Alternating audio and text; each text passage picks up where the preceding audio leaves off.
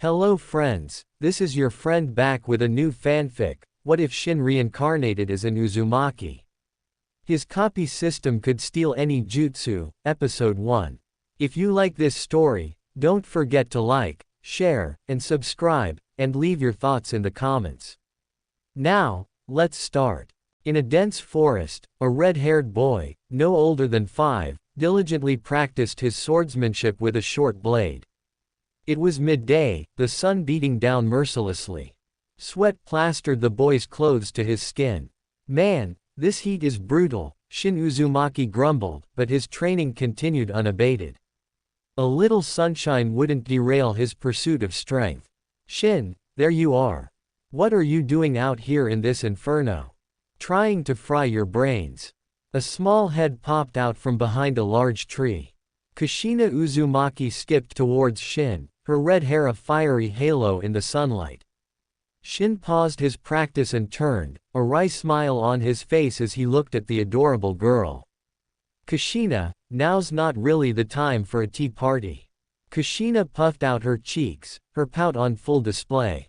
Shin, you used to hang out with me all the time. Now you're giving me the cold shoulder.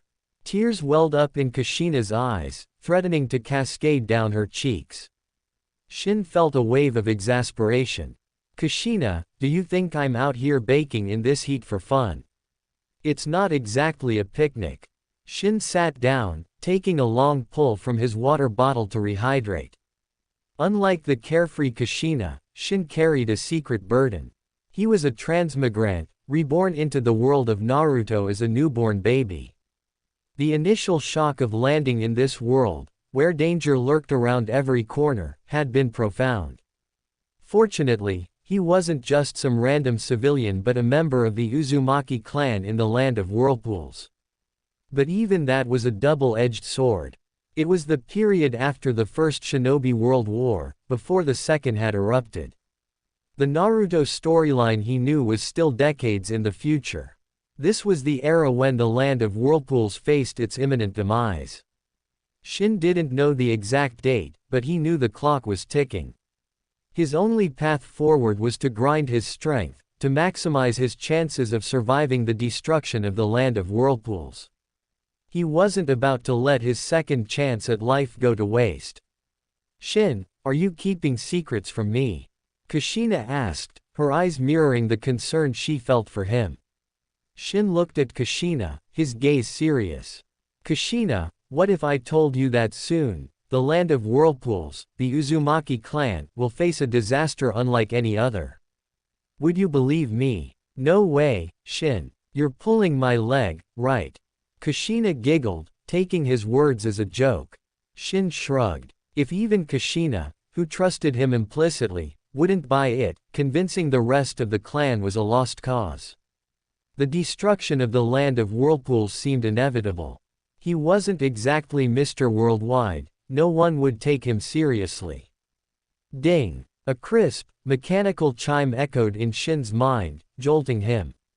Replication system activated. Greetings, Master. I await your commands. Shin felt a surge of excitement.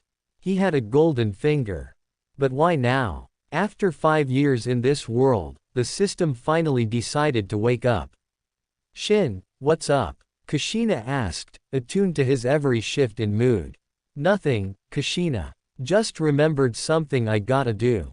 I'll definitely hang out with you tomorrow. Gotta run for now. Shin sprang onto a tree branch, vanishing in a blur of motion. Kushina's jaw dropped. That speed and agility were beyond most genin. Shin was hiding some serious skills. Kushina clenched her fists, a playful anger bubbling up. If you ditch me tomorrow, you'll be sorry. She shouted after him. Instead of heading home, Shin made his way to a secluded riverbank to delve into his system's interface. System, lay it on me. What can you do? Shin asked, a mix of anticipation and anxiety in his voice.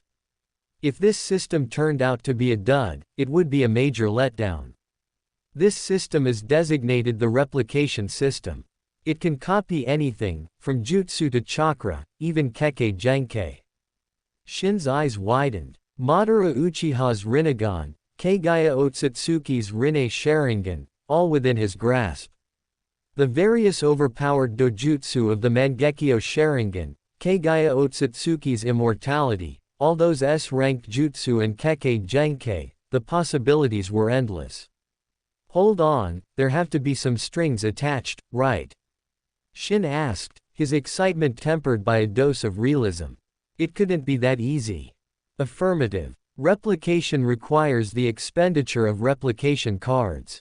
These are categorized into common, advanced, and divine levels.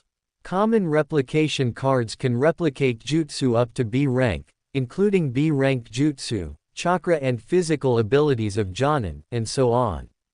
Advanced replication cards can replicate jutsu and secret techniques up to S rank, including S rank, chakra and physical abilities of Kage, and common Kekkei Genkei, such as Scorch Release and Lava Release. Divine replication cards are unrestricted and can replicate any target. Alright, so how do I get my hands on these replication cards? Shin asked, barely able to contain his impatience. There are two primary acquisition methods. First, the system will bestow upon you one replication card annually.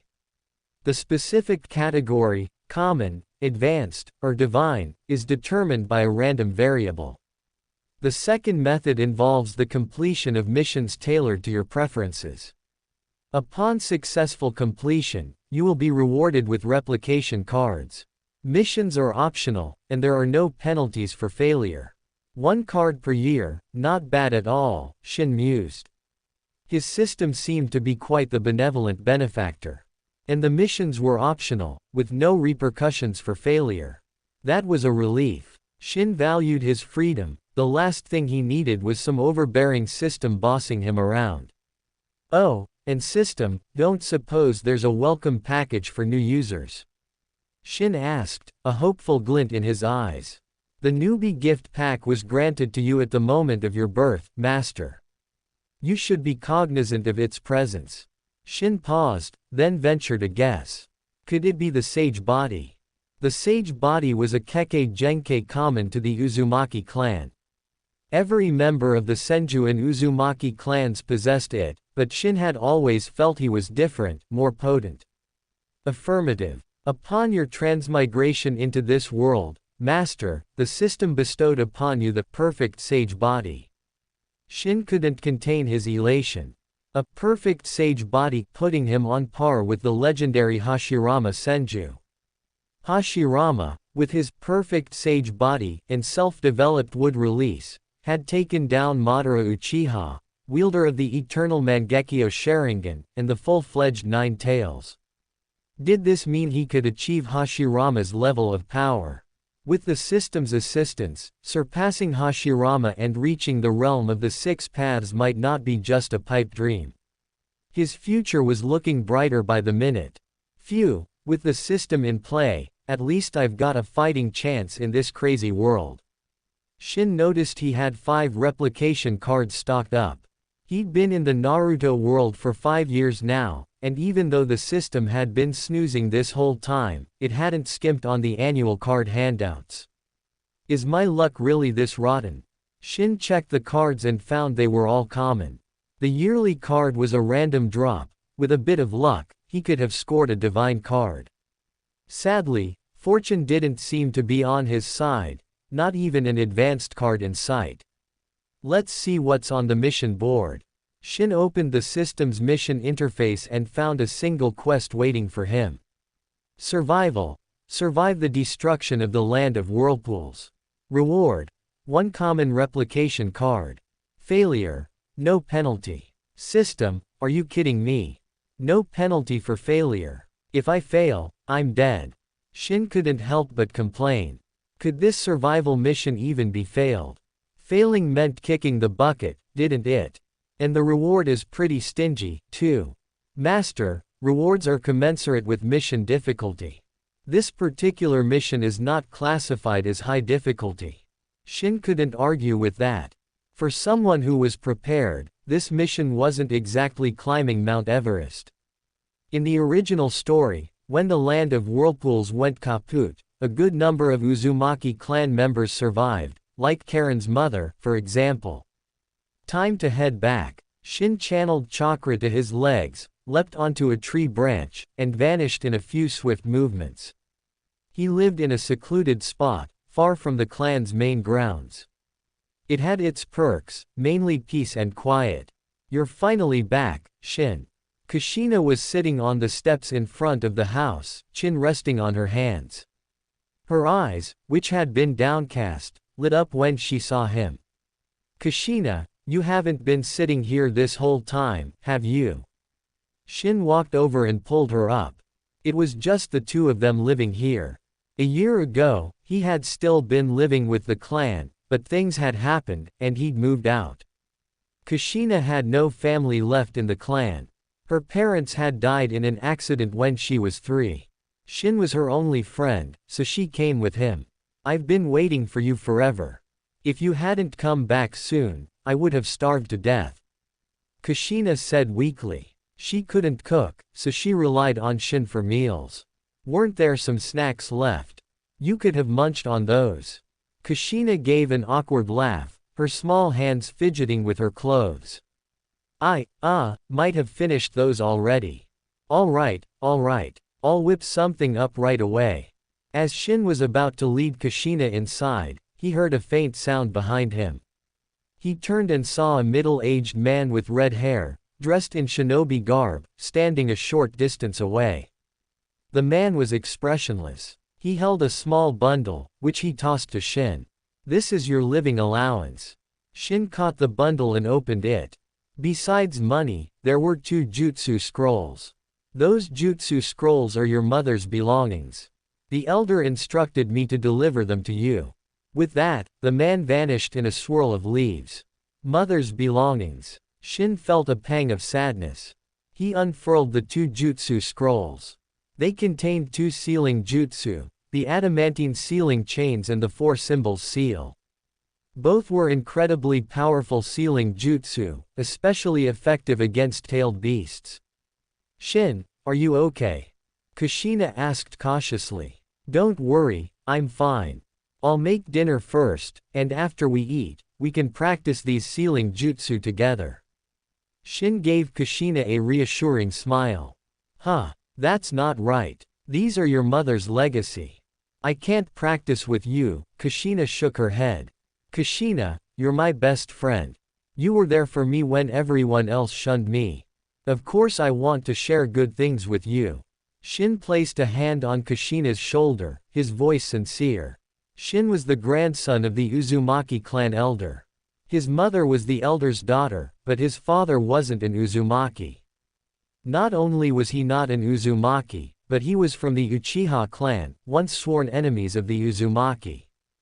During the Warring States period, the Uzumaki and Senju clans were allies, while the Uchiha and Senju were locked in a bitter feud. Because of their alliance with the Senju, the Uzumaki had clashed with the Uchiha numerous times. Even though the Warring States period was long gone, the animosity lingered. Naturally, Shin's parents' relationship didn't end well. The man returned to the Uchiha clan, and Shin's mother, heartbroken, eventually succumbed to her grief. Shin had heard that the man also died on a mission shortly after his mother's passing. This was the reason Shin wasn't well liked within the Uzumaki clan. Even his grandfather, the clan elder, treated him coldly. Soon, Shin had dinner ready. He was a decent cook, at least good enough for Kushina, who ate with gusto. After dinner, Shin called Kushina over, and they began studying the adamantine sealing chains and the 4 symbols seal. The adamantine sealing chains was an A- rank sealing jutsu. When used, it produced multiple chakra chains from the user's back. These chains were not only powerful offensive weapons but could also be used to create barriers and seal tailed beasts. The stronger the user's chakra, the greater the jutsu's power. And what were the Uzumaki known for? Their massive chakra reserves, of course. The Uzumaki possessed the sage body. Even Kushina, who had only recently learned to mold chakra, had reserves comparable to an average genin. With their powerful chakra and this sealing jutsu, even the Nine Tails would be wary of facing an Uzumaki. The Uzumaki clan's strength lay in their chakra and sealing jutsu. The seal used to contain the Nine Tails in Konoha was, in fact, an Uzumaki sealing jutsu. I don't get it at all.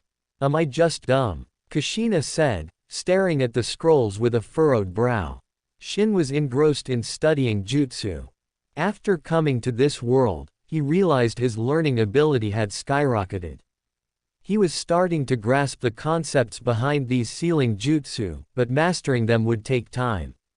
After all, these were A-rank sealing jutsu. Many elite jonin couldn't learn them, it required a certain level of talent. They studied late into the night. When Shin finally set the scrolls aside, he noticed Kushina had fallen asleep beside him.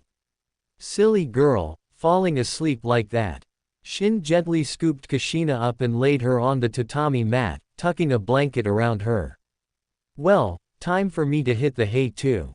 Shin stretched. A good night's rest was essential for the intense training he had planned for the next day. After washing up, Shin returned to his room and drifted off to sleep. Dawn broke, painting the sky with hues of orange and pink as Shin opened his eyes. Another day, another chance to grind. Time to refine some chakra. Shin sat up and began his morning ritual.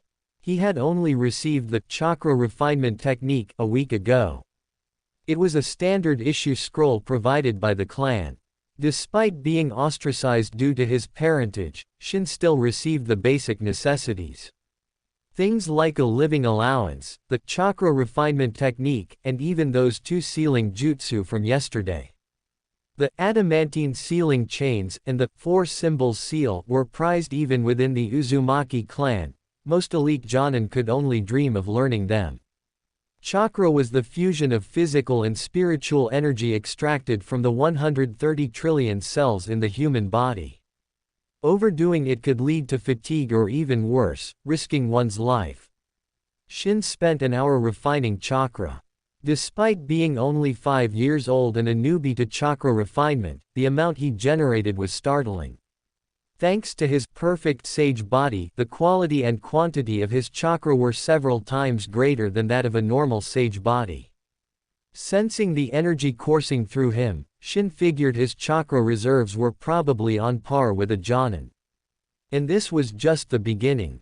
If he kept refining his chakra for a few years, could he reach tailed beast levels? He thought of Hashirama, the man who wielded chakra like it was an infinite resource, even the 9 tails paling in comparison. Shin got up, washed up, and prepared breakfast. Kushina, breakfast is ready. Snooze, you lose. A while later, Kushina emerged from her room, yawning, her usually silky red hair a tangled mess. Go wash up, sleepyhead. Breakfast is getting cold. And look at your hair, birds could build a nest in there. Shin reached out and gently combed his fingers through Kushina's hair. Her face flushed slightly, but she was used to Shin's casual touch. After washing up, Kushina took her seat at the table. Shin had prepared a feast: fish, meat, and 2 large glasses of milk. Being a shinobi was energy intensive, they couldn't skimp on nutrition. Proper fuel was essential for training. Both Shin and Kushina had healthy appetites, so Shin had prepared enough food for 5 people. Thankfully, the Uzumaki clan provided a generous allowance, and Shin supplemented their income by hunting in the forest. Otherwise, they'd be struggling to keep their bellies full. Kushina, after breakfast, it's training time. You're coming with me, Shin said as he ate. As a transmigrant, he knew the dangers of the Naruto world. He wanted Kushina to become stronger, to be able to protect herself. Kushina nodded. Staying home alone was boring, she'd rather train with Shin. After breakfast, Kushina took the initiative to wash the dishes. While she was busy, Shin opened his system interface and accepted the only mission on the quest board. He hadn't accepted it yesterday, but there was no point in delaying. It was a mission he had to complete no matter what. Once Kushina finished with the dishes, they headed out to the nearby forest. Kushina, you work on refining your chakra, Shin instructed. Okay. Kushina sat on a clean rock and started the monotonous process of chakra refinement. Shin took out his weighted clothing and put it on. Then, he drew the short blade from his hip and began practicing his swordsmanship. Before he got the chakra refinement technique, Shin had focused on Kenjutsu and Taijutsu. With his perfect sage body, his physical strength was exceptional, making Taijutsu training twice as effective. The Uzumaki and Senju were natural-born brawlers. It was just that the Uzumaki clan prioritized sealing jutsu, neglecting their powerful physiques. After 1,000 swings, Shin wiped the sweat from his brow and took out his kunai and shuriken. 50 meters away, he had set up a target. It was crude, but it served its purpose. Shin focused, his blue eyes morphing into a blood red, a single black tomo swirling into existence. The target, which had been a small speck at 50 meters, was now crystal clear. The Sharingan, a one-time Sharingan. Shin had Uchiha blood flowing through his veins. Awakening the Sharingan wasn't surprising. He had awakened it when his mother died, but he had kept it a secret, even from Kushina. The fewer people knew, the better. If others found out he had the Sharingan, his life within the Uzumaki clan would become even more difficult. Fixing his gaze on the distant target, Shin launched a kunai. With the Sharingan's enhanced vision, he could clearly see the bullseye. The kunai struck dead center, its force so strong that it pierced through the target, leaving a gaping hole. After practicing kunai throwing for a while, Shin decided to move on. Compared to kunai throwing, mastering jutsu was far more critical. Next up, time to crack this sealing jutsu. Shin pulled out the jutsu scroll and started studying the adamantine sealing chains. He wasn't in a hurry to learn the 4 symbols seal that could wait. Mastering the adamantine sealing chains would significantly boost his combat power, giving him a way to utilize his massive chakra. After all, what good was a mountain of chakra if you didn't have the jutsu to use it effectively? Shin had figured out some basic chakra control techniques, like channeling it to his legs for explosive jumps, propelling him several meters into the air. That's how he had been leaping onto trees, but his self-taught techniques were rough around the edges. Not only did they guzzle chakra, but they also put a strain on his legs. He was lucky to have a perfect sage body. A normal person attempting those jumps might end up crippled.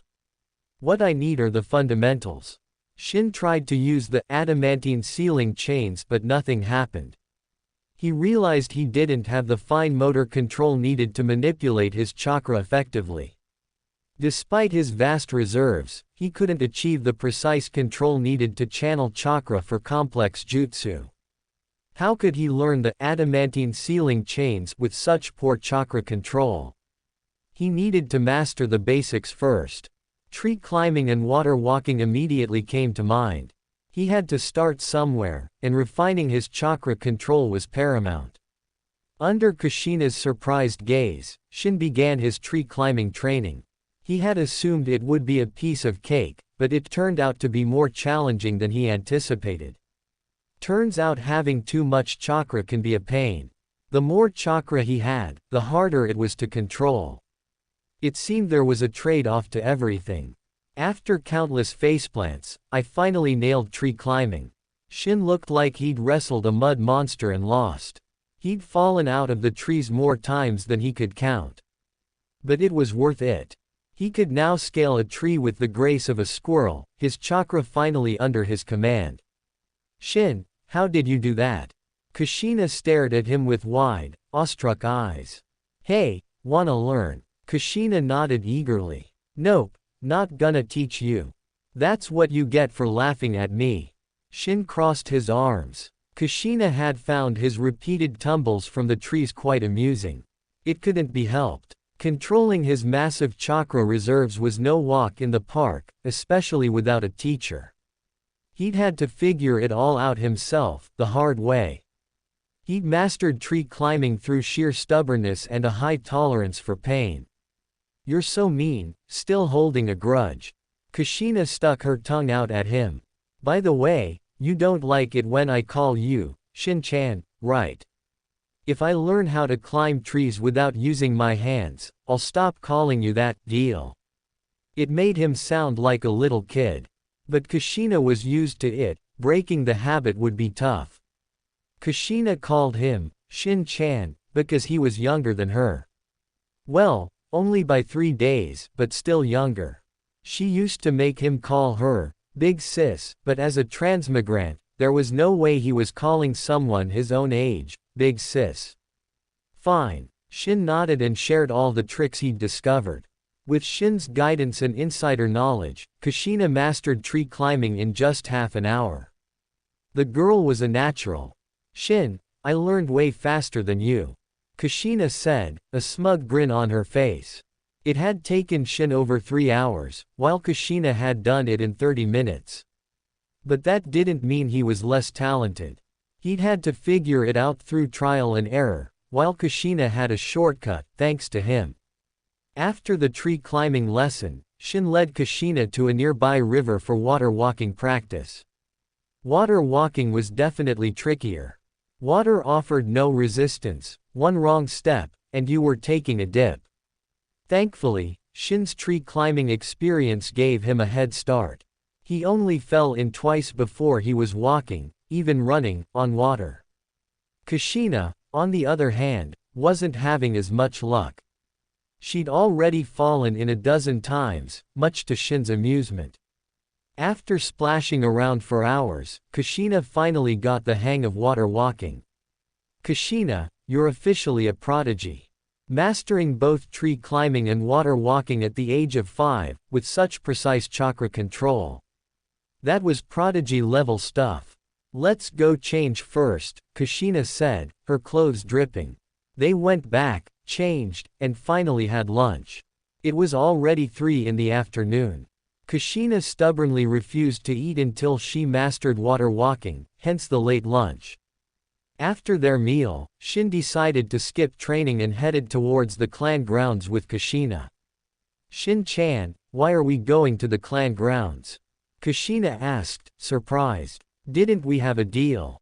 Shin lightly flicked Kushina's forehead. It's a habit. I'll get better, I promise. Kushina rubbed her forehead, pouting at Shin. Shin chuckled. Breaking that habit was probably going to be an uphill battle. By the way, I mean, Shin, why are we going to the clan grounds? You don't usually like going there. They lived outside the clan grounds and rarely ventured in, except when they needed supplies. This wasn't a supply run. Shin wanted to put his replication card to use. As they entered the Uzumaki clan grounds, the atmosphere became livelier. The Uzumaki clan wasn't small, they had over 200 members. It was a far cry from their glory days during the Warring States period, but they were still a force to be reckoned with in any hidden village. Hey, system, when I use a replication card, can I see the target's abilities? How am I supposed to copy something if I don't know what they can do? That is for you to determine, Master. This system does not possess such functionality. Fortunately, he had some knowledge of the Uzumaki clan ninjas. He pulled Kushina towards the clan's training grounds.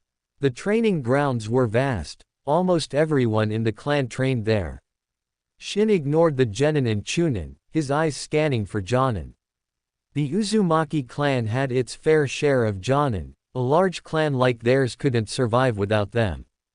But finding a jonin in this crowded training ground was like finding a needle in a haystack.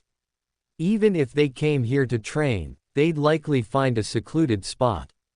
Common replication cards could copy the chakra and physical abilities of a jonin at most, so Shin needed to find one to maximize his gains. Bingo! Shin spotted someone he knew, an Uzumaki jonin who specialized in taijutsu. System, use a common replication card to copy Uzumaki Hikaru's physique. Physique encompassed strength, speed, stamina, agility, and flexibility. He could copy each attribute individually, but that would be a waste of a precious replication card. In an instant, Shin felt his body swell. His bones hardened, his muscles tightened, all thanks to an unseen force. He felt lighter, more agile. This power is insane. Shin threw a punch, the force generating a sharp gust of wind. He was at least 7 or 8 times stronger than before. With his perfect sage body, Shin was already freakishly strong. Now, with this boost, he felt like he could punch a tree in half. System, does the copied strength stack with my original strength? Shin asked a crucial question. Affirmative. Copied attributes are additive to your existing capabilities. Shin's eyes lit up. If he could keep stacking attributes, why bother learning Jutsu? If he could stack his physique to the level of Might Guy using the 8 inner gates, he'd be unstoppable with taijutsu alone. System, can I keep stacking with no limits? Your limitations are defined by the number of replication cards at your disposal, Master. As long as you possess replication cards, you can continue to copy and enhance your physique. Shin, what are you daydreaming about? Kushina nudged Shin, snapping him out of his trance. His conversation with the system had been a mental one, so to Kushina, he just seemed spaced out. Nothing much, Shin replied with a grin he couldn't quite suppress. Liar. You wouldn't be grinning like that if it was nothing. Something good must have happened. Fine, keep your secrets, Kushina huffed, pouting. Shin shook his head, his smile fading. He realized his earlier plan had been a bit too ambitious. Just as the system had said, his progress was limited by replication cards. Even with dozens of common cards, he wouldn't be able to stack his physique to Might Guy's 8 inner gates level. Besides, he'd never wanted to be a one-trick pony, specializing only in taijutsu. Being well-rounded was the key to minimizing weaknesses. Specializing in one area makes you an easy target. Uzumaki Shin, is that you? Uzumaki Hikaru, the Jonin whose physique Shin had just copied, looked over. Jonin's senses were sharp. Hikaru had noticed Shin staring at him.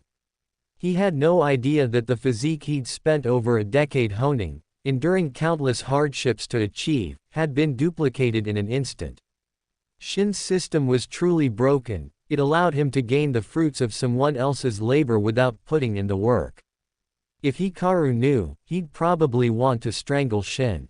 But even without knowing, Hikaru wasn't exactly thrilled to see Shin. They had a history. Or rather, Shin had a history with Hikaru's son. Back when Shin was still living in the clan grounds, he'd had a run-in with the boy. Shin had broken the kid's leg, putting him out of commission for 3 months. Hikaru had been furious, ready to tear Shin apart.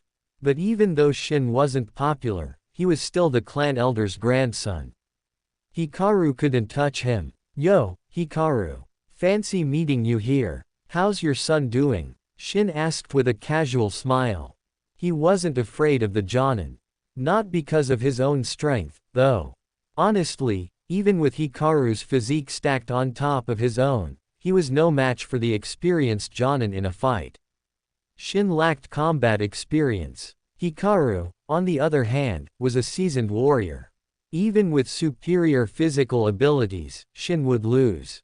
He thought of Kagaya Otsutsuki, who, despite her immense power, was ultimately sealed due to her lack of battle experience. If Madara Uchiha had obtained Kagaya's power, he would have been truly unstoppable. Shin's confidence stemmed from his identity. No matter how disliked he was still the clan elder's grandson. Would Hikaru dare lay a finger on him?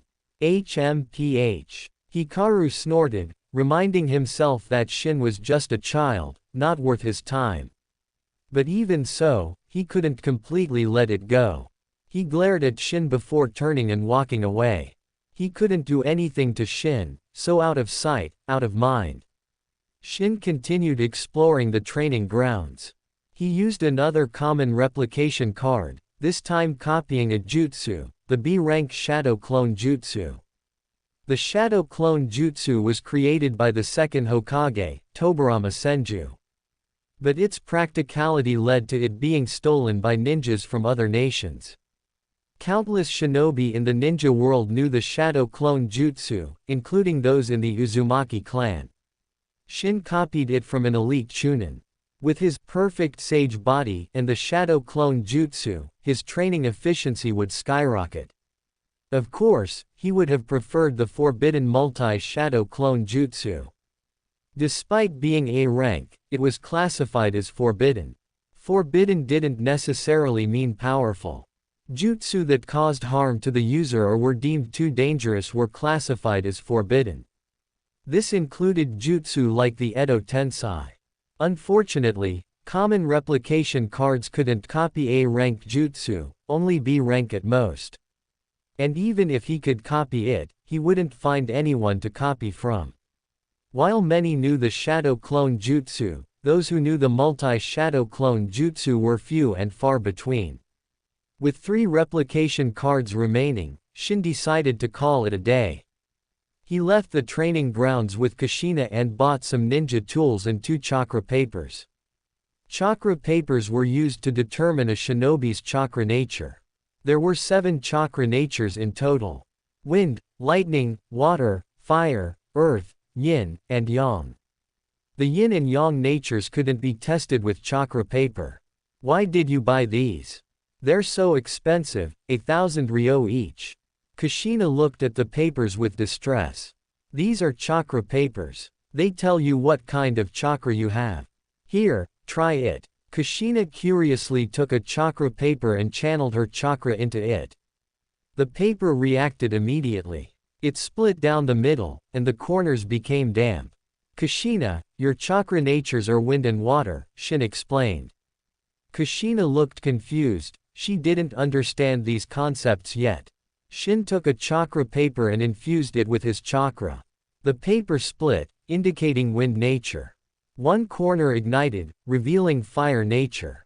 Then, a corner became damp water, another wrinkled lightning, and the last one crumbled earth.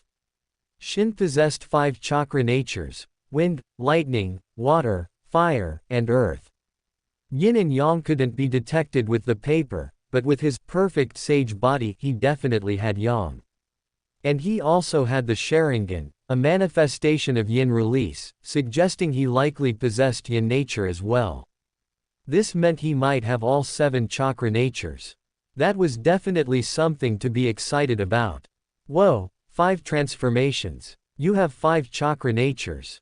Shin smiled faintly, choosing not to mention yin and yang for now.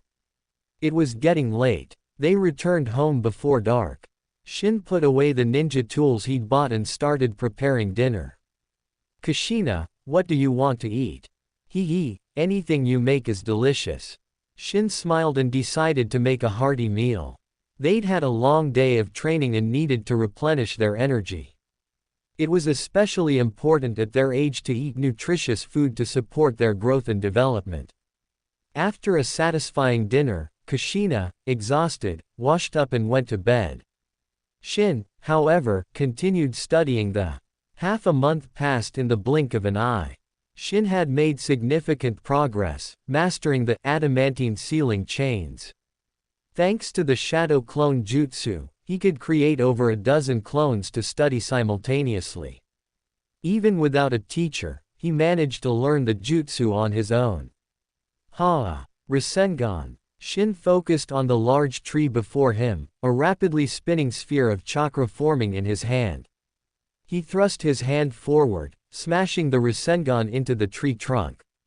Boom! Wood splintered and flew as the massive tree, one that would take 2 people to encircle, was pierced straight through, leaving a gaping hole with spiral patterns etched into its edges, a testament to the rotating chakra's power. If that hit a person, it would go right through them, no problem. Shin was more than satisfied with the Rasengan's destructive power. A-rank jutsu was no joke. He had developed the Rasengan himself. Understanding the principles behind it, recreating it wasn't that difficult. This was the culmination of his half-month's training. Not only had he mastered the adamantine sealing chains, but he'd also developed the Rasengan. That tree must have been decades old, and you just punched a hole through it, Kushina said, staring at the poor tree. Hey, Kushina, do you still want to learn the Rasengan or what? Of course I do. Teach me, teach me. Kushina jumped up, grabbing Shin's arm excitedly. Ouch, my shoulders are kinda sore. Shin sat down, looking expectantly at Kushina. Kushina knew what he wanted. With a reluctant sigh, she walked over and started massaging his shoulders. Not bad, but a little more pressure would be perfect, Shin said, leaning back with a satisfied sigh. Kushina gritted her teeth, but for the sake of learning the Rasengan, she endured. It's getting late, almost lunchtime. Let's head back. I'll teach you in the afternoon. Shin glanced at the sun high in the sky. Kushina, though eager to learn the Rasengan, knew that food came first. After lunch, Shin began teaching Kushina the jutsu. Half a day wasn't enough to master it, though.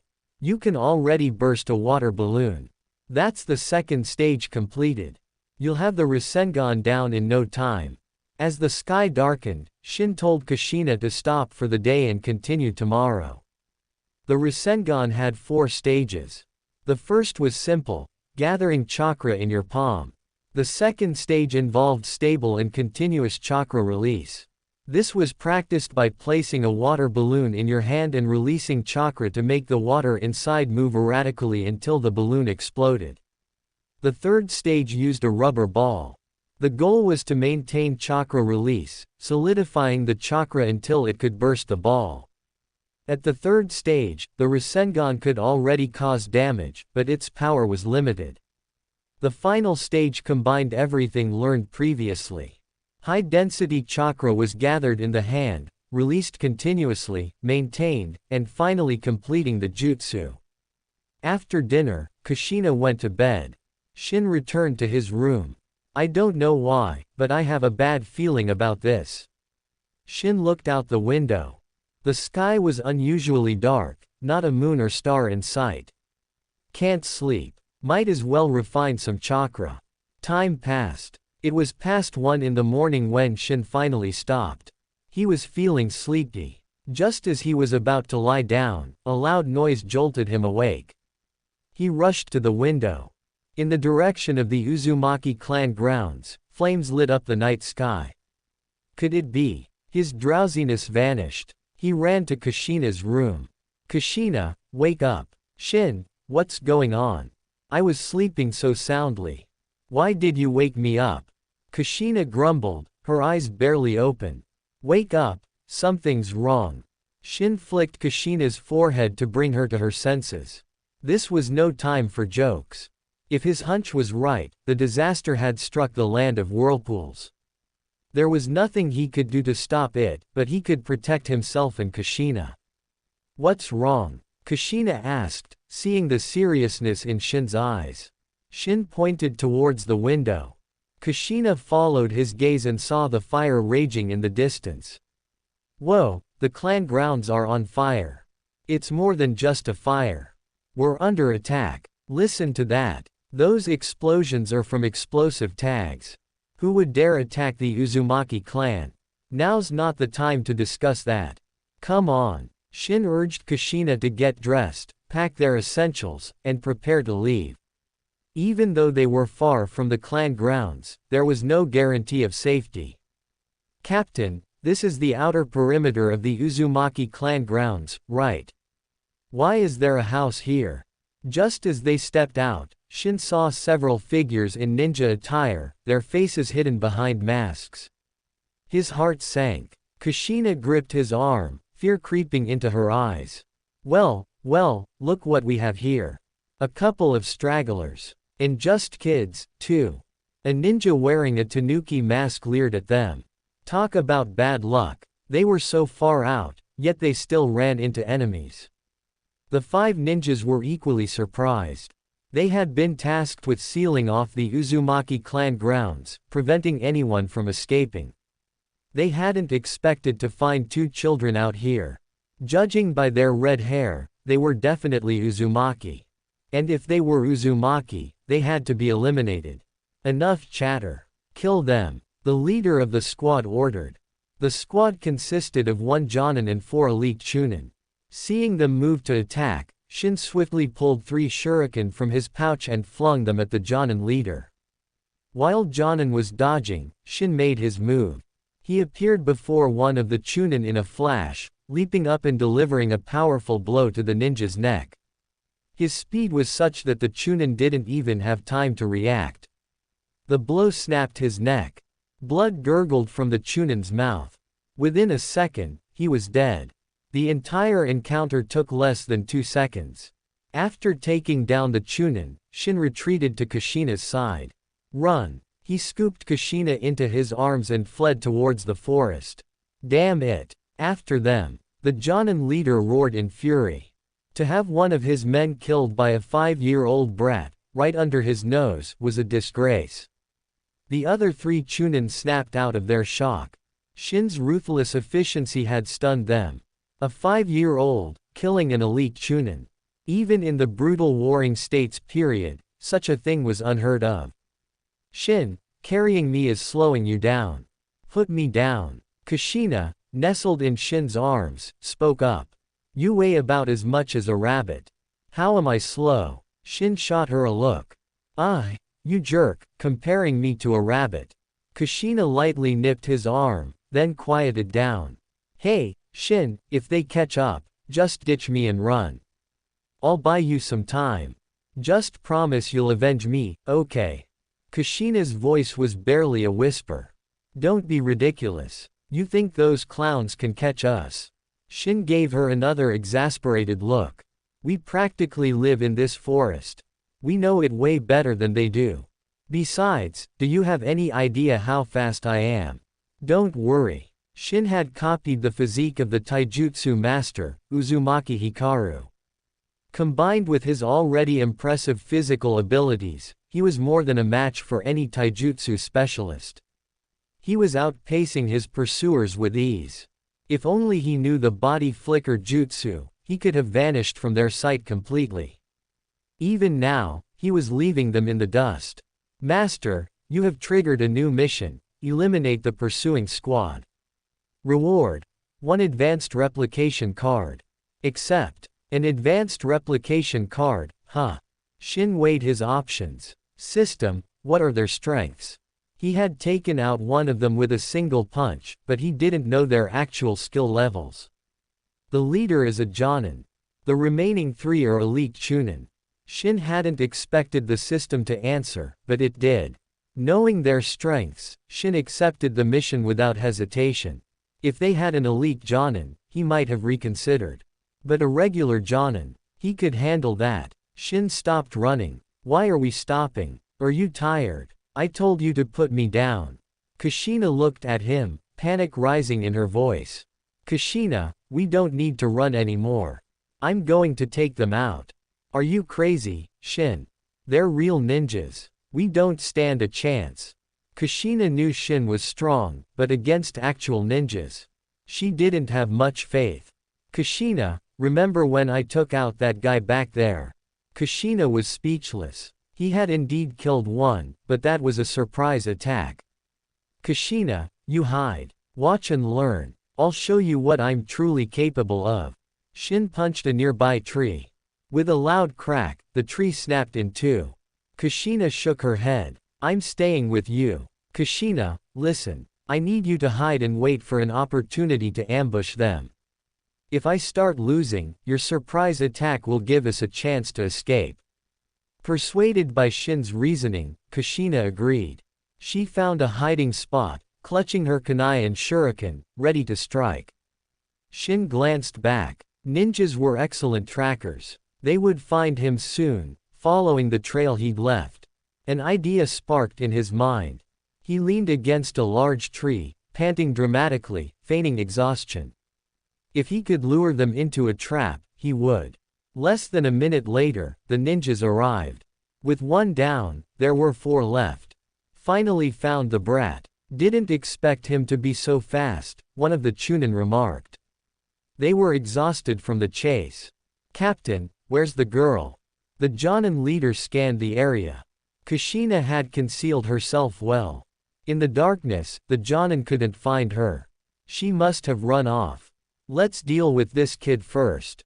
The Jonin drew his sword, approaching Shin slowly. Shin had killed one of his men right in front of him. He would avenge this humiliation personally. Shin watched the Jonin approach, a glint in his eyes. He'd hoped to ambush a Chunin, but having the Jonin come to him was even better. Little brat, out of steam, are you? Time to die. The Jonin grinned cruelly, his expression hidden behind his mask. As the Jonin lunged with his sword, Shin activated his Sharingan and sprang into action. He nimbly dodged the sword thrust and delivered a swift kick to Jonin's groin. With Shin's speed and the close proximity, even an elite Jonin wouldn't have been able to dodge. The Jonin had been careless. Even though Shin had killed one of his men, he was still just a child. Jonin had underestimated him. The result was inevitable. With a sickening crack, the Jonin crumpled to the ground, a scream tearing from his throat. A shattered groin would bring even a cage-level ninja to their knees. The Jonin was effectively out of the fight. Shinobi had a high pain tolerance, but this kind of pain was unbearable for any man. You've gotta be the most pathetic Jonin to ever die, Shin remarked. He formed a Rasengan between his hands. He couldn't create it with one hand yet, so he had to use both. He pressed the Rasengan into the incapacitated Jonin's chest, the swirling sphere of chakra tearing through his heart. Took out a Jonin just like that. He was weaker than I thought. Shin blinked. It wasn't that the Jonin was weak. Jonin were the backbone of any hidden village. In smaller villages, they were the peak of fighting power. But this Jonin hadn't even had a chance to use his full strength. He'd been taken out before he could even react. This served as a reminder to Shin. In this dangerous world, he could never let his guard down. Otherwise, he might end up like this Jonin. He thought of Madara Uchiha, betrayed and used as a sacrifice for Kagaya Otsutsuki's revival. Your boss is dead. Care to join him? Shin's eyes hardened as he glared at the remaining three Chunin. With the Jonin out of the way, dealing with these three would be a piece of cake. The Chunin were still in shock. They couldn't believe their captain had been killed by a 5-year-old. It was so absurd that they couldn't process it. You killed our captain with dirty tricks. We'll avenge him. One of the Chunin shouted, rage fueling his voice. Shin eyed the three remaining Chunin, picking up the fallen Jonin's sword. So, you want to avenge your captain? Come get some. The three Chunin exchanged glances. None of them dared to make a move. This kid was creepy. He'd already killed one of them and taken down their captain. They weren't about to underestimate him now. Fine, I'll come to you then. Shin vanished into the darkness. In the thick forest, his speed and controlled ferocity, much like Toji Fushiguro, rendered him untraceable. Watch out. But it was too late. Shin's sword pierced Chunin's heart before he could finish his warning. Shin withdrew his sword and dashed towards the next Chunin. Water style. Water prison jutsu. Sensing the danger, the Chunin swiftly formed hand seals, encasing himself in a sphere of water for protection. The water prison jutsu was a C-rank jutsu that could trap enemies or be used defensively. You think that can stop me? How naive. Shin channeled chakra into the sword, enhancing its piercing power. The water prison shattered like a fragile bubble as the sword plunged through, impaling the Chunin's heart. Another one down. Just one left. Shin looked at the last Chunin. Killing these elite Chunin was starting to feel like swatting flies. Kakashi graduated and became a genin at 5, and everyone called him a genius. I'm 5, and I'm wiping the floor with elite Chunin. What does that make me? A prodigy. A monster. Shin muttered to himself. Monster. You're a monster. The last Chunin pointed at Shin, his eyes wide with terror. He turned and fled. You're the monster. And you're not getting away. Shin stomped on the ground, creating a small crater. He shot forward like an arrow, chasing after the fleeing Chunin. This guy was crucial to his mission, Shin couldn't let him escape. And for his and Kushina's safety, he couldn't leave any witnesses. Die. Shin quickly caught up, swinging the sword. It wasn't ideal for slashing, but with Shin's strength, it would cleave the Chunin in two. The sword connected, and just as Shin relaxed, the figure he'd struck transformed into a log. A substitution jutsu. Substitution. Shin hadn't expected the Chunin to use a substitution jutsu at the last moment.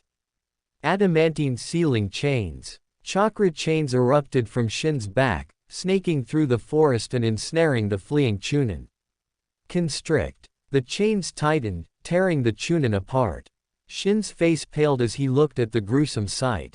He quickly turned away. He was used to blood, having hunted animals in the forest. He hadn't felt anything when he killed the first Chunin. The next few deaths had caused a slight ripple in his emotions, but this last one, this was too much. The chakra chains dissipated. Shin leaned against a tree, gagging. He swore he'd never use the chains like that again. It was too brutal, even for him. Congratulations, Master. Mission complete. You have been awarded one advanced replication card. Phew. Finally got the reward. Shin composed himself and called out to Kushina. Come out, Kushina. It's over. Kushina emerged, looking bewildered. It was over. It was too dark, and she didn't have Sharingan. She hadn't seen anything. She walked over and saw Jonin's body. Shin, how did you do it? Doesn't matter. Let's see what loot we got. Shin started rummaging through Jonin's pouch while Kushina stood back, a little scared. Even though the ninjas were dead, she was still frightened. It was a good thing she hadn't seen the Chunin Shin had torn apart with the chains, she might have fainted. Shin found several explosive tags, a valuable commodity. There were also kunai, shuriken, and 2 jutsu scrolls. B-rank water style, water dragon jutsu and water style, hiding in mist jutsu. Shin frowned. These jutsu gave him a clue about the attacker's identities. They were likely from Kurigakure. Looks like Kurigakure is behind this attack on Uzushiogakure. Only the 5 great nations had the strength to attack the Uzumaki clan. Konoha was an ally, they wouldn't be involved. Sunagakure and Iwagakure were too far away, attacking Uzushiogakure would be logistically impractical. That left Kumogakure and Kurigakure, both of which could launch attacks from the sea. Kurigakure's involvement was confirmed. He wasn't sure about Kumogakure, though. If there was one village with the most ambition, it was Kumogakure. Their involvement was highly probable. After all, the Uzumaki's sealing jutsu were something Kumogakure would covet. No, not just Kumogakure, every village would want them. Possessing powerful sealing jutsu that others feared and desired, yet lacking the strength to defend themselves, was the reason for Uzushiogakure's downfall. Having something valuable without the power to protect it was a recipe for disaster, no matter the world. I wonder if Konoha had a hand in this. Shin was suspicious of their supposed ally. After all, Konoha had Danzo. To think Danzo wouldn't be interested in the Uzumaki's sealing jutsu was laughable. Shin shook his head, pushing those thoughts aside. He collected the pouches of the other 2 Chunin and left with Kushina. He left the last Chunin's pouch where it was. The sight was too gruesome, he'd lose his appetite if he looked at it. He led Kushina to a small stream in the forest, the same one where they had practiced water walking. Are you tired? If you are, get some sleep. We're safe now, Shin said. Kushina shook her head. After everything that had happened, sleep was the last thing on her mind. Shin, I'm worried. Kushina's voice was filled with anxiety.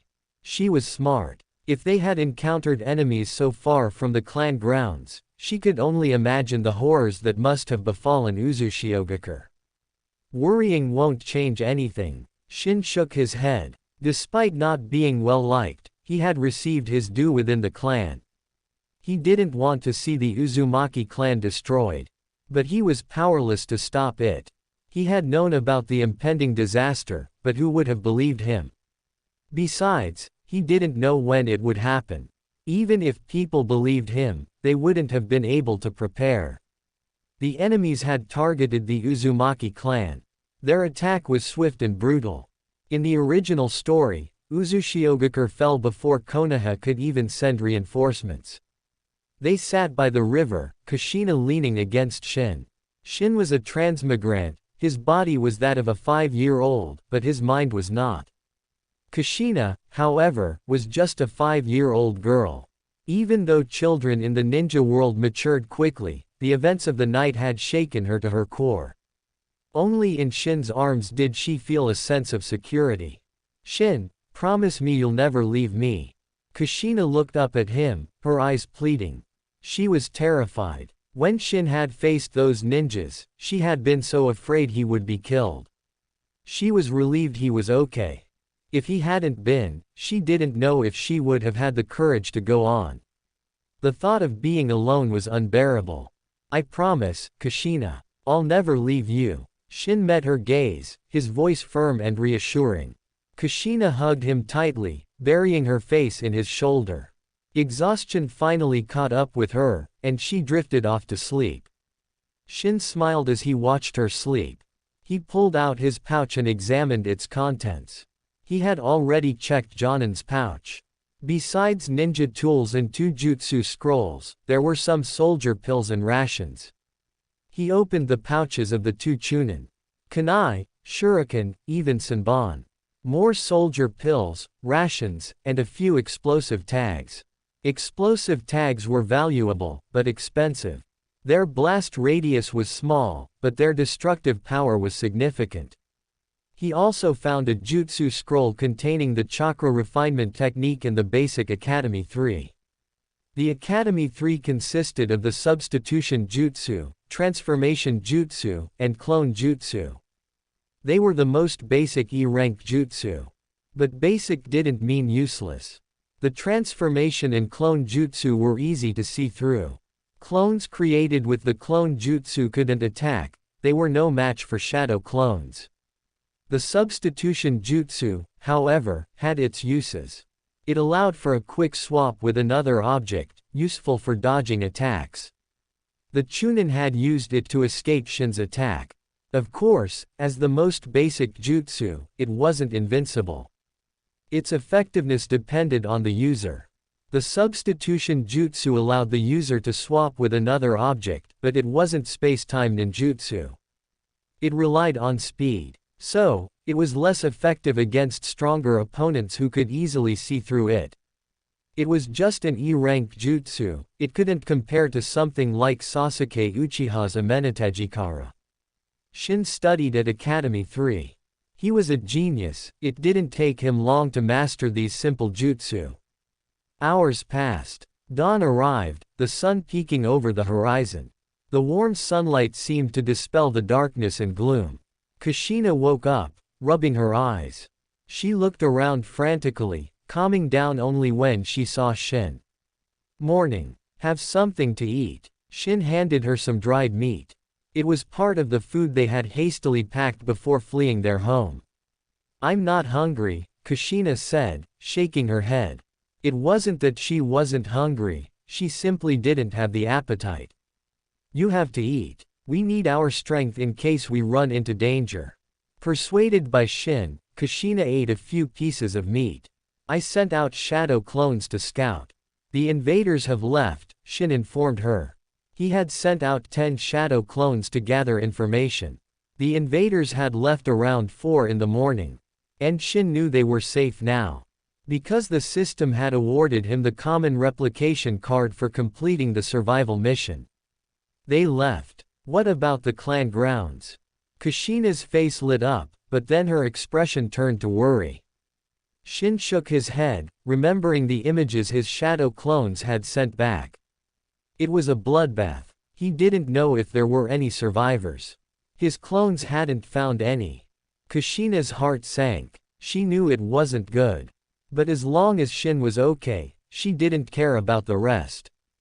After resting for a while, Shin and Kushina left the forest and headed towards the clan grounds. They could smell the stench of blood from a distance. Kushina, don't be scared, Shin said, holding her trembling hand. Kushina nodded bravely and continued walking. But when they finally reached the clan grounds and saw the carnage, Kushina threw up. Even though Shin had seen the images through his shadow clones, the sight still made his stomach churn. Over 200 Uzumaki, practically all dead. The blood, it was truly a river of blood. And it wasn't just the blood of the Uzumaki. There must have been casualties among the invaders as well, though their bodies were nowhere to be seen. They must have taken their dead with them. Kushina, are you okay? Kushina shook her head, the meager breakfast she'd eaten now gone. The scene was too horrific. Shin, our clan. The Uzumaki clan is gone, Shin said with a sigh. His desire for strength intensified. In this world, without power, this was the consequence. If the Uzumaki clan had someone like Hashirama Senju or Madara Uchiha, would they have met such a fate? Crack. A faint sound, but Shin's sharp ears picked it up. He looked towards the source. Who's there? Don't kill me. A young girl's terrified voice. Then a scream, followed by silence. Red hair. A survivor. Shin pulled Kushina towards the sound. A girl their age lay unconscious in a pool of blood in front of a burned-out house. There was a cellar nearby. She must have hidden there to survive. She must have made a noise while climbing out, alerting Shin. Then, the sight of the destruction must have been too much for her. That's Uzumaki Akiko, Kushina said, surprised, as she looked at the unconscious girl. Oh, you know her. Shin didn't recognize the girl, but it seemed Kushina did. We've met a few times, but we're not close. Kushina was only really close to Shin. She knew other kids in the clan, but they weren't friends. A short while later, Akiko woke up. She looked around in a panic, but calmed down when she saw Shin and Kushina's red hair. Red hair was a trademark of the Uzumaki clan. Of course, there were exceptions, like Choji Akamichi's father, Choza, who also had red hair.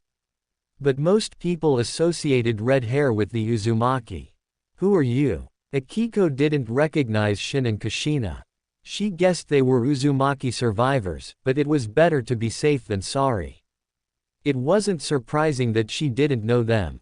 Shin and Kushina lived far from the clan grounds. Even when they had lived within the clan, they hadn't interacted much. Shin had never even seen Akiko before. Same as you, Shin replied simply. Akiko fell silent, her eyes filled with sadness as she looked at the destruction around her. Tears streamed down her face as she thought of her parents. Should we comfort her? Kushina asked Shin. How? Let her cry. She'll have to rely on herself from now on. Being strong is better. Shin shook his head and sat on a nearby rock, contemplating their future. He had two choices. Leave with Kushina and live a life on the run, or wait for Konoha's reinforcements and go with them to Konoha. He glanced at Kushina and made up his mind. They would go to Konoha. It was the safer option. With their distinctive red hair, wandering around would make them targets. And as two young children, where could they even go? It would be incredibly difficult. Going to Konoha offered safety and security. As long as they didn't draw too much attention to themselves, they would be fine. Especially with Uzumaki Mito still alive. Even the scheming Danzo wouldn't dare try anything. In Konoha, Shin could also learn the basics of being a shinobi, which were essential. Konoha was the best choice. But if they went there, he would have to change Kushina's fate as the Nine-Tails Jinchuriki. He didn't want that for her. The Nine-Tails' power was immense, a great asset if used correctly, but it was also a ticking time bomb. And being the Nine-Tails Jinchuriki meant a life under constant surveillance, with Anbu watching your every move. As for himself, Shin never wanted to become a Jinchuriki. He simply didn't need the Nine-Tails. With his perfect sage body, once he grew stronger, he could take on the Nine-Tails single-handedly. And with his Sharingan, he could probably subdue the beast with a glance. With the system at his disposal, why would he need the 9 tails? But most importantly, he didn't want something else living inside him. It was an unsettling thought. Shin's gaze shifted to Akiko. It wasn't just him and Kushina anymore, there was another Uzumaki survivor to consider. Kushina, come here. I need to talk to you. Kushina, though curious, walked over. Kushina, Konoha's reinforcements might arrive soon. They might take us to Konoha. If we go, remember, don't stand out too much. Shin advised. When choosing a Jinchuriki, they would look for someone with talent. Standing out too much might attract the attention of the third Hokage, Hiruzen Sarutobi, and the shadowy Danzo. Hiruzen would be fine, but Danzo, that was a different story. Kushina didn't understand why Shin was saying this, but she nodded, committing his words to memory. Another day passed. The sun began to set, casting long, eerie shadows over the blood-soaked ruins of Uzushiogakure. Thump, thump, thump, asterisk, footsteps. Shin's senses went on high alert. His left hand went to his pouch, gripping an explosive tag. His right hand held a katana. He was a bit small to be wielding a katana, but he had found it among the debris. It had a few chips, but it was still usable. Kushina moved closer to Shin, and Akiko, frightened, huddled next to them. 3 kids. A woman with striking blonde hair and cold eyes approached them. Despite her beauty, her expression was intimidating. Several other ninja followed behind her. You're Uzumaki, right? Don't be afraid. I'm a Konoha shinobi. My name is Tsunade. Tsunade's harsh gaze softened. Seeing the state of Uzushiogakure had filled her with rage, hence her initial coldness. Hearing her name, Shin relaxed, but he couldn't help but stare. He couldn't believe this was Tsunade. She was so flat. He couldn't fathom how she would transform into the, well, busty woman she would become. Are you all that's left of the Uzumaki clan? Tsunade asked. I don't know. Maybe there are other survivors.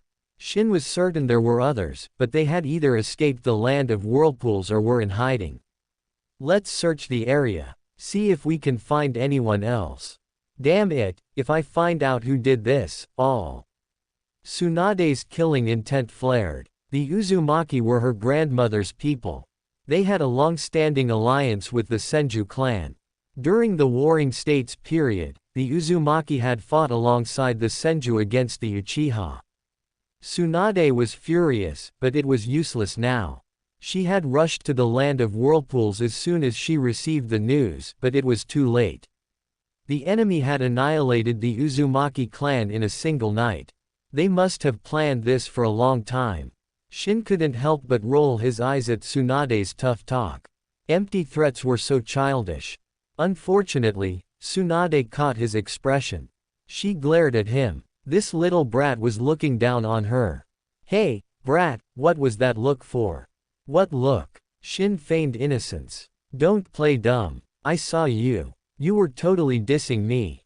Shin wanted to nod, but he thought better of it. Tsunade was known for her temper. She might just punch him. Nope, not me. You must be mistaken, Shin denied, maintaining his facade of innocence. But she couldn't exactly punish him for that. She wasn't going to beat up a child, no matter how infuriating he was. Suddenly, Tsunade glared at Shin. The little punk was clearly looking down on her, yet he denied it. You've got guts, kid. Recovering from your clan's destruction so quickly. She placed a hand on Shin's head, ruffling his hair with more force than necessary. As she messed up his hair, she realized how soft it was. It was almost addictive. Looking at his cute little face, she couldn't resist pinching his cheek. So soft, so adorable. Kushina, seeing Tsunade manhandling Shin, yelled, "Hey, stop that." Shin wasn't happy either. Tsunade might enjoy pinching his cheek, but he found it extremely annoying. Having his face pinched by a woman. Humiliating. Get your hands off me. I don't like being touched by men, Shin said, scowling. Men. Tsunade froze. Was he blind? Where did he get the idea that she was a man? Kid, you need to get your eyes checked. I'm a woman, not a man, Tsunade said through gritted teeth. Huh. I may be young, but I know the difference between a man and a woman. You don't exactly scream, woman, to me. Shin's eyes drifted towards her chest, his expression a mix of disdain and disbelief. Tsunade's face flushed red. This brat was deliberately mocking her. Princess Tsunade, we found 2 survivors. Tsunade, about to give Shin a piece of her mind, glared at him one last time before turning towards the newcomers. 2 males, one around Shin's age, the other in his 20s. Both Uzumaki survivors. Shin recognized the boy. Uzumaki Kai, long time no see. How's your leg? Shin gave Kai a sly smile, which earned him a glare filled with anger and a hint of fear. Kai was the son of Uzumaki Hikaru, the taijutsu master whose physique Shin had copied. Shin had broken the boy's leg during their previous encounter. He hadn't expected Kai to survive the destruction of the clan. The kid was lucky to be alive. Tsunade's eyes flickered between Shin and Kai. There was definitely bad blood between these two. But she wasn't interested in getting involved in a squabble between kids. She turned to the older Uzumaki. What's your name? I'm Uzumaki Hikaru, a Jonin of the Uzumaki clan. Do you know who attacked the clan? Tsunade asked. I don't know. I was scared, so I hid right away. I don't know what happened after that. Hikaru hung his head in shame, earning a scornful look from Tsunade. This guy was older than her, yet he was a coward. When his clan was in danger, he hid like a rat. Tsunade wasn't even as old as this Hikaru. Despite calling Shin a kid, she was only 16. But in the ninja world, 16 wasn't that young. During the Warring States period, people were already married with children at that age. Tsunade ordered her men to continue searching for survivors while investigating who was behind the attack. Judging by the water damage and the traces of lightning release, she had a pretty good idea. If her suspicions were correct, there wasn't much she could do. Kid, what's your name? Tsunade asked Shin. Shin was getting tired of being called kid. Too bad he couldn't beat Tsunade in a fight. He estimated her strength to be at elite Jonin level, definitely stronger than him. I'm Uzumaki Shin. And don't call me kid. You'll regret it when I'm stronger than you. Regret it. Hey, I'll be waiting for that day, Tsunade said with a smirk. Shin snorted. She might be looking down on him now, but she'd sing a different tune when he surpassed her. Shin, I'm hungry, Kushina tugged at his sleeve. Shin took out some dry rations and jerky. It wasn't much, but it would fill their stomachs for now. 3 days later, the bodies of the Uzumaki clan members were buried, including Shin's grandfather, the clan elder. Seeing his grandfather's body, Shin felt a strange mix of emotions. He hadn't been close to the man, they had barely interacted. But he still felt a pang of sadness. After the burial, they set off for Konoha with Tsunade. Shin carried a katana strapped to his back. It was over 3 feet long, with a simple gold design on the hilt. He had found it in the Uzumaki clan shrine. It was incredibly sharp, able to slice through stone with ease. He hadn't tested it on steel yet, though. They sailed towards the land of fire. Shin stood at the stern, watching the land of whirlpools disappear over the horizon. Kushina stood beside him. They didn't know when they would return.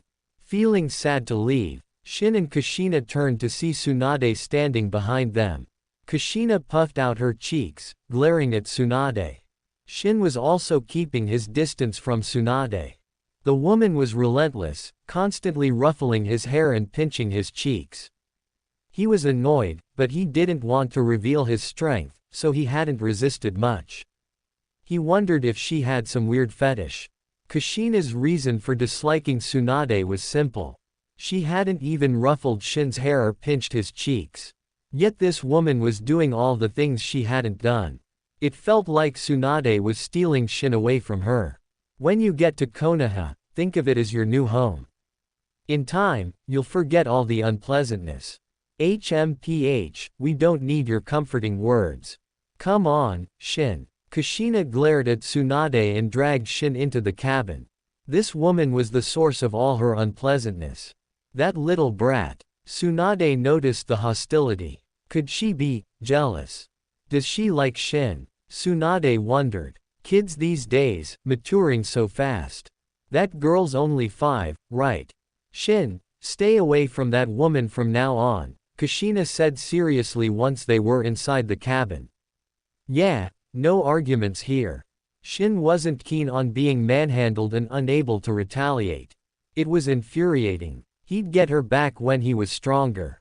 For now, he'd steer clear of Tsunade and her vice-like grip. His cheeks were still sore.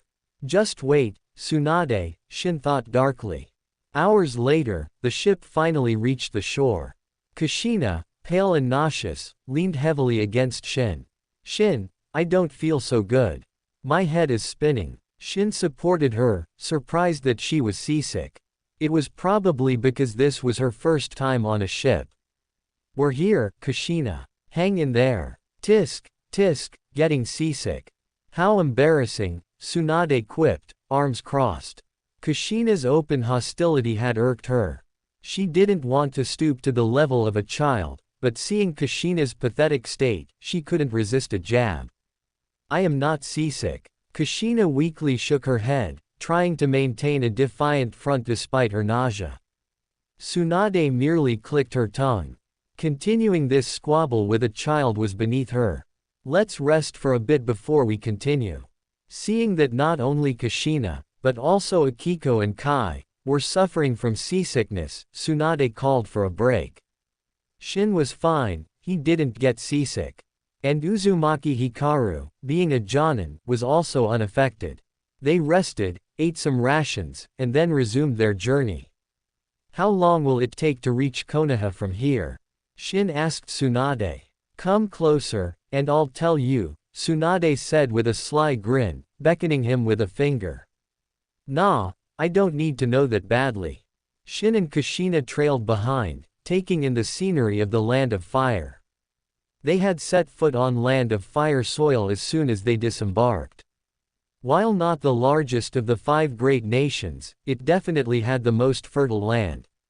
The trees here were lusher than those in the Land of Whirlpools, and the people seemed more prosperous. Shin-chan, how are we going to live in Konoha? Kushina asked, her voice laced with worry. Same as always. Don't stress, Kushina. And please, stop calling me Shin-chan. Shin patted her head reassuringly. Kushina felt a wave of warmth. She was apprehensive about this unfamiliar place called Konoha, but with Shin by her side, her fears seemed to melt away. As long as she was with Shin, it didn't matter where they were. Gradually, Kushina's anxiety lessened. The shadow of the Uzumaki clan's destruction seemed a little less dark. What are you two chatting about? Tsunade had fallen back to join them. Wow, you actually have time to talk to us. Shin remarked. We're escorting you, but we're in the Land of Fire now. The most we'll encounter are bandits. It's safe here. Tsunade had been vigilant before entering the Land of Fire, but now she was completely relaxed. Whoosh, whoosh, whoosh. A volley of kunai and shuriken rained down on them, some even strapped with explosive tags. Shin's face paled. He couldn't worry about hiding his strength now. He grabbed Kushina and dodged. The Senju ninjas, though caught off guard, were still highly skilled. They reacted quickly, shielding the Uzumaki survivors and evading the attack. Tsunade's eyes widened. She had been about to pull Shin and Kushina out of the way, but Shin had reacted first, moving with incredible speed. She estimated his speed to be on par with her own. Looks like that kid Shin isn't simple after all. She quickly dodged the projectiles. Now wasn't the time to ponder this, she had to deal with the attackers. Her eyes turned cold. To be ambushed within Land of Fire borders was unacceptable. And she had just told Shin that it was safe here. This was a slap in the face. Tsunade felt her cheeks burn with shame.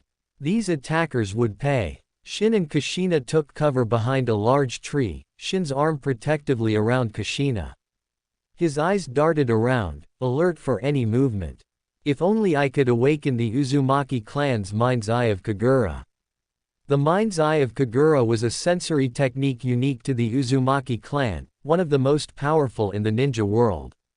When activated, it allowed the user to sense chakra fluctuations within a radius of several dozen kilometers.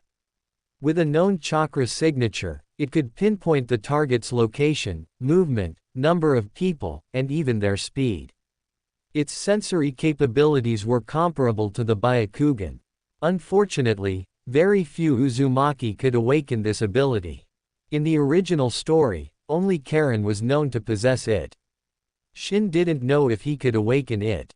If he had the Mind's Eye of Kagura, he could easily pinpoint the enemy's location and movements, making it easier to defend against them.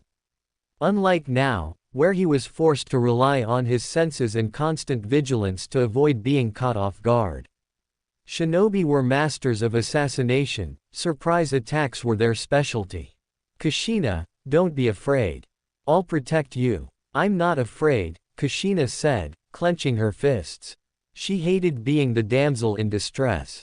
I have to train harder. She resolved to become stronger so she wouldn't be a burden to Shin. As Shin and Kushina hid, the battle raged. Over 20 ninjas, clad in identical uniforms and without forehead protectors, emerged from the forest. It was impossible to tell which village they were from. They charged towards the Senju ninjas, weapons drawn. Tsunade channeled chakra throughout her body, activating her monstrous strength. A powerful aura enveloped her. Die! She punched one of the attackers, sending him flying like a ragdoll. He was dead before he hit the ground. That was the power of Tsunade's monstrous strength. Yikes, that's brutal. Shin watched from his hiding spot as Tsunade pulverized another ninja with a single punch, the impact leaving the poor guy looking like he'd been hit by a truck. Shin winced. Twice. This woman's strength is ridiculous. I must not. Wait, what am I even thinking? Shin, what are you muttering about? Kushina nudged him. Nothing. Kushina, don't you think she's a bit violent? Shin eyed the mangled remains of the ninja. He wouldn't want to be on the receiving end of one of those punches. Violent? Nah, she's all right, Kushina said, her eyes practically sparkling with admiration. Shin instinctively took a step back. Did Kushina have violent tendencies? He suddenly remembered that Kushina's temper wasn't exactly angelic. Shin turned his attention back to Tsunade. Her strength was probably at elite Jonin level, but she was displaying power far beyond that. One-punching ninjas like they were toddlers. Who sent these guys? Shin observed the attackers. Initially, he thought they were after the Uzumaki survivors. But now it seemed they were targeting the Senju. He noticed that Uzumaki Hikaru was no longer under the protection of the Senju ninjas. If the attackers were after the Uzumaki, they would have gone for Hikaru. A strange thought crossed Shin's mind. Could these ninjas be from Konoha? It wasn't impossible. They were in the Land of Fire, after all. If over 20 foreign ninjas could infiltrate Land of Fire without Konoha, the most powerful hidden village, noticing something was fishy.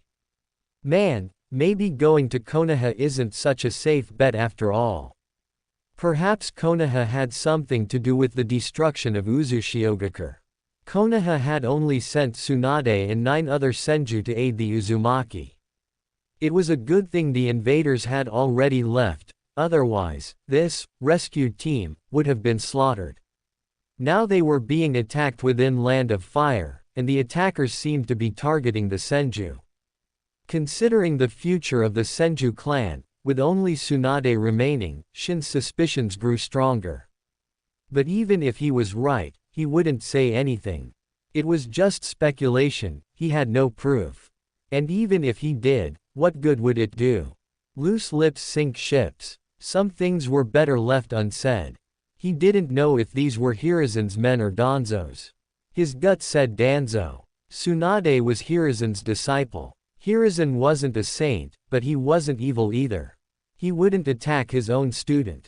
But Danzo. That guy was capable of anything. I'll have to watch out for Danzo in Konoha. But as long as I keep a low profile, he shouldn't notice me.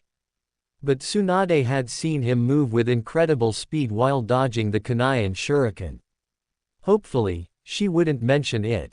Damn it. Tsunade noticed one of the attackers cutting down Senju ninjas with ruthless efficiency.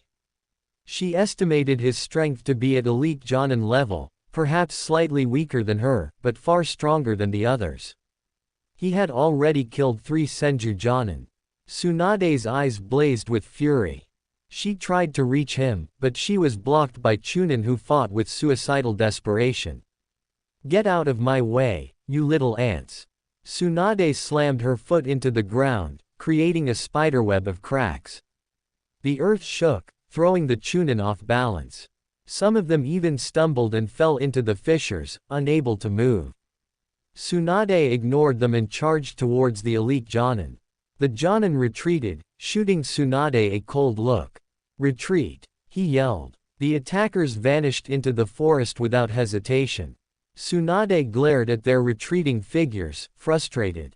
They had managed to capture one alive, but he had committed suicide before they could interrogate him.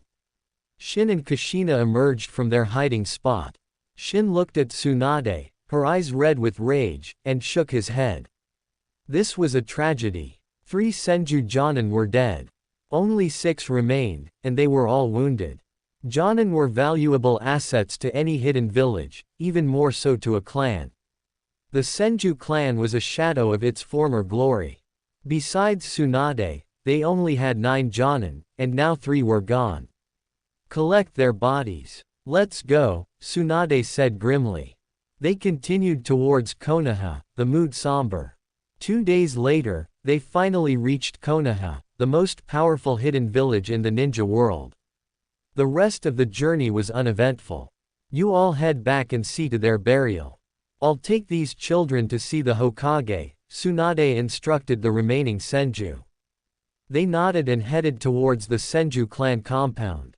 Tsunade led Shin, Kushina, Akiko, Kai, and Hikaru, the 5 Uzumaki survivors, to the Hokage's office. Upon reaching the office, Tsunade punched the door to splinters. Hiruzen Sarutobi looked up, his eyebrow twitching as he saw Tsunade. Ah, Tsunade, you're back. How did it go with the Uzumaki clan? He didn't even bother mentioning the door. This wasn't the first time she'd done this. The Uzumaki clan is gone. These are the survivors, Tsunade said, her voice heavy with grief. What? Gone? How? Hiruzen shot to his feet. I was too late. The clan was already destroyed when I arrived. Tsunade clenched her fists. If only they had received the news sooner, perhaps this tragedy could have been averted. I see. Shin squirmed under his scrutiny. Hiruzen's eyes were sharp. This was Hiruzen in his prime, not the old man he would become. His gaze seemed to pierce through you, seeing all your secrets. Shin didn't like it one bit. Hiruzen observed the children for a moment, then his face took on a mournful expression. It grieves me to hear of the tragedy that befell the Uzumaki clan. Rest assured, Konoha and the Uzumaki are steadfast allies. We will find the perpetrators and bring them to justice. For now, make yourselves at home in Konoha. You are safe here, no one will harm you. Hiruzen's words seemed to ease the tension. Hikaru and Kai visibly relaxed. Lord Hokage, please, you must find those who did this. Kai cried. Akiko also wept, tears flowing freely as she remembered her loved ones. We will avenge the Uzumaki clan. They are our allies, and anyone who harms them is an enemy of Konoha, Hiruzen declared solemnly. Hiruzen was a skilled leader. His words calmed even Kushina, who had been on edge. Shin could tell because Kushina's grip on his hand loosened. When they first arrived in Konoha, Kushina had been clinging to him, her small hand tightly gripping his. Coming to this unfamiliar place, it was impossible for a 5-year-old not to be nervous. Tsunade, how about we have them stay at the Senju compound? Hiruzen turned to Tsunade. That's fine, but there's something you need to explain to me first. Bam! Tsunade slammed her fist on Hiruzen's desk, the solid wood splitting under the force. Sandame, we were attacked by unknown assailants within Land of Fire borders. What's going on? Hiruzen's eyes widened. He stood up. You were attacked. Seeing the fury in Tsunade's eyes, he knew it was true. Had ninjas from another village infiltrated the Land of Fire? How many were there? Hiruzen asked, his voice grave. 25. At least 10 jonin, and one of them was an elite. Hiruzen's expression darkened. That was a significant force. If they were indeed foreign ninjas, this could be a serious threat. Tsunade, this is my oversight. I failed to detect such a large force within our borders. I will have Anbu investigate this thoroughly. He knew that Tsunade's anger meant there had been casualties. Let me know when you have more information. Tsunade left the Hokage's office with the children. Just as they stepped out, they saw a man with a grim aura approaching. Tsunade frowned. It was Danzo. He held a high position in Konoha, but Tsunade loathed him. He was a man who operated in the shadows, his methods ruthless and underhanded. Tsunade, welcome back. Are these the Uzumaki survivors? Danzo's eyes flickered as he looked at the children. He still had both his eyes and his arm, he hadn't undergone his future modifications yet. Tsunade scoffed and walked away without a word, the children following behind. As they left, Shin glanced at Danzo. He recognized him instantly, the scar on his chin was a dead giveaway. Danzo scowled. Tsunade had just disrespected him, just like the rest of the Senju clan. He entered the Hokage's office, noting the shattered door with a frown. He turned to Hiruzen. Danzo, what brings you here? Hiruzen asked, his brow furrowed. I have something to discuss with you. As do I. Hiruzen walked to the window, watching Tsunade lead the Uzumaki survivors away. He waved a hand. The Anbu guards hidden in the shadows vanished. Only Hiruzen and Danzo remained in the office. Danzo, Tsunade said she was attacked on her way back. I want to know if you had anything to do with it. Hiruzen's gaze was sharp and accusatory. HMPH, are you implying that I attacked your student? Danzo snorted, his eyes narrowing. I had nothing to do with it. Danzo stormed out, abandoning whatever he had wanted to discuss. It was you, wasn't it, Danzo? Hiruzen sat down heavily. He knew Danzo better than anyone. Even though Danzo hadn't betrayed himself, Hiruzen could see through his lies. Punish Danzo. He had no concrete evidence. And even if he did, he would protect Danzo. He would have to find a way to appease Tsunade. This is the Senju clan compound. You'll be staying here. Most of the houses are empty, choose whichever you like. Tsunade led the children into the compound. It's so big. Even bigger than the Uzumaki clan grounds, Akiko exclaimed. Shin looked around. It was eerily empty. It seemed the once great Senju clan was a shadow of its former self. Kushina, which one do you want? Shin asked. Shin, and you, little girl, come with me, Tsunade said. Shin looked at her questioningly. Kid, you weren't exactly subtle back there. I saw what you did, Tsunade said with a knowing smirk before turning and walking away. Shin's face stiffened. He hesitated for a moment, then took Kushina's hand and followed Tsunade.